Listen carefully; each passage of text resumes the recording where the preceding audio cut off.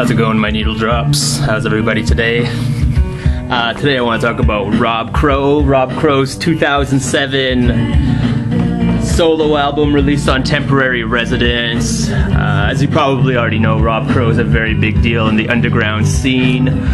He's a very prolific guy. He's a member of several indie rock acts and collaborations of a plenty. His main one being Pinback. I'm not sure what it is. Not a big fan of them.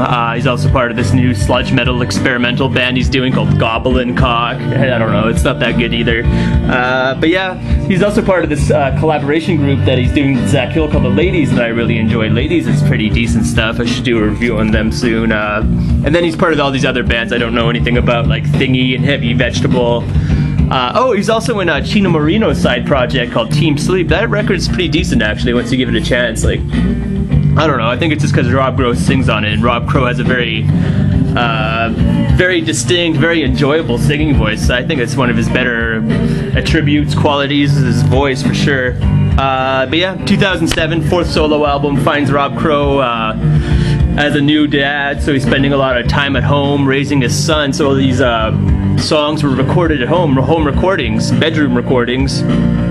It's pretty much just him and his acoustic guitar, a little bit of electric guitar, some drum programming, drum machine, some live drums, a little bit of piano or synth, and you know, the odd sound effect here and there, but there's not a lot of bells and whistles on here.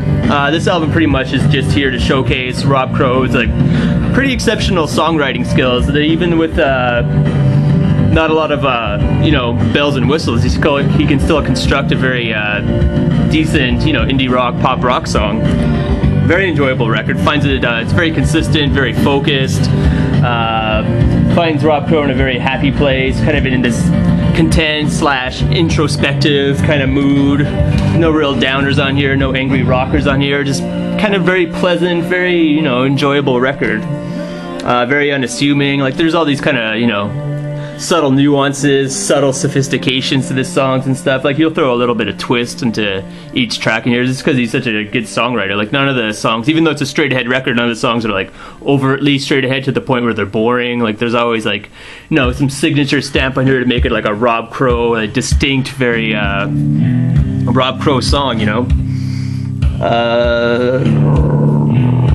But yeah, I'd compare this to like maybe some like mellow Archers of the Loaf, maybe like Elliott Smith.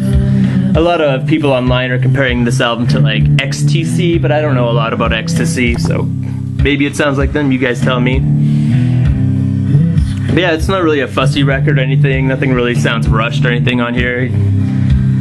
Like, you could tell he did a little bit of tinkering on each song just to make it a little bit special, but for the most part, very much so a relaxed, reflective album, you know, nothing too wild and crazy going on.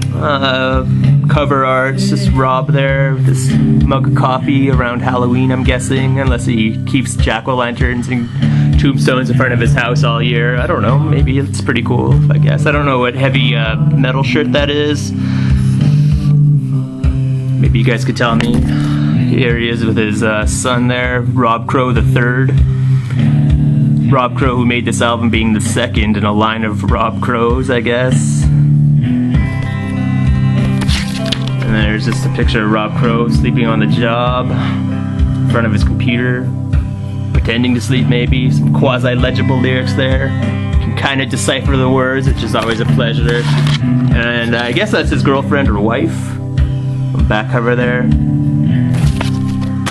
So yeah, all these home recordings, maybe it's all the lyrics are focused on his family, I don't know. I found the lyrics and song content to be kind of, you know, abstract, obscure, didn't really have any specific meaning or anything. But yeah, pretty good songwriting, very decent songs on here. The only song I didn't really like was song 8 called Leaf Field. It's kind of a waltzy kind of song, had kind of a waltzy feel to it.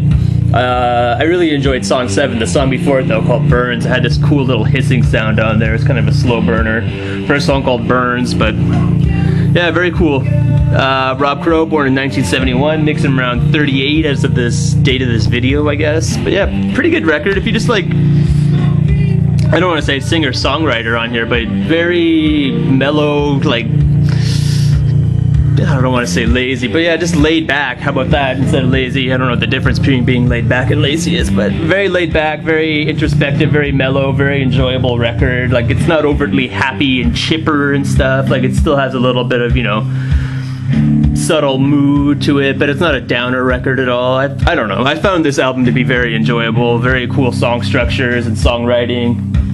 And it also has Rob Crow's voice. Just buy it if you're a Rob Crow fan. It's a very good album. I enjoyed it a lot. Released in 2007, Temporary Residence, Rob Crow's Living Well. Glad to hear it. Peace.